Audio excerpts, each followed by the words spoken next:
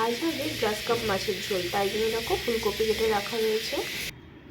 এই দেখো, এই যে গ্লাস কাপ মাছ। তোমরা কি কখনো গ্লাস কাপ মাছ খেয়েছো বা দেখেছো? এই দেখো পিসগুলো দেখো কত বড় বড়। এটা ফুলকপি আলু দিয়ে ঝোল হবে।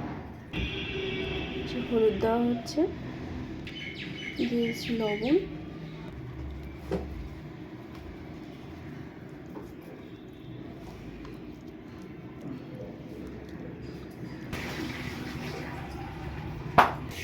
আর এই দেখো আলু কেটে রাখা রয়েছে।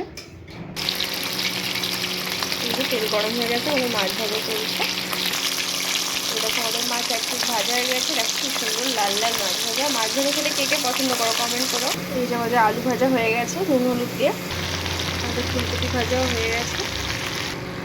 এই যে কড়াইতে আমাদের তেল গরম হয়ে গেছে, এবার জিরে, শুকনো লঙ্কা, তেজপাতা ফোড়ন দেওয়া হয়েছে। এরপর দিয়ে দেওয়া হলো পেঁয়াজ। পেঁয়াজটা লাল হয়ে গেছে, বা টমেটো দিয়ে দেওয়া হচ্ছে, ওর জন্য মশলার পেস্টটা। এবার নুন হলুদ দিয়ে এটা ভালো করে কষিয়ে নিতে হবে। এবার আছে ধনে গুঁড়ো। মশলা কষে যাওয়ার পর আলু দিয়ে ফুলকপি দিয়ে ভালো করে কষিয়ে নেওয়া হয়েছে।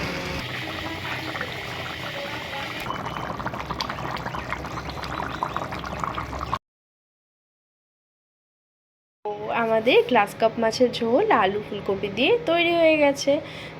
যখন কষানোটা হয়ে গেছিলো তখন গরম জল দিয়ে ভালো করে ফুটে আসলো। তারপরে আলুটা সেদ্ধ হয়ে গেল, মাছটা ছেড়ে দেওয়ার পর ধনেপাতা ছিটিয়ে বাস কমপ্লিট। খেতে কিন্তু দারুণ লাগবে।